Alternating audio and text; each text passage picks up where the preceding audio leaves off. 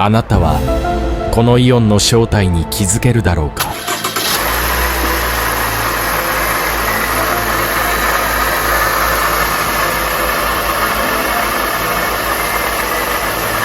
お分かりいただけただろうか。これは納車前作業中の出来事である。エンジンをかけると違和感のある音がし、ボンネットを開け確認した。流れ落ちる赤い液体。このイオンの正体はウォーターポンプとでも言うのであろうか。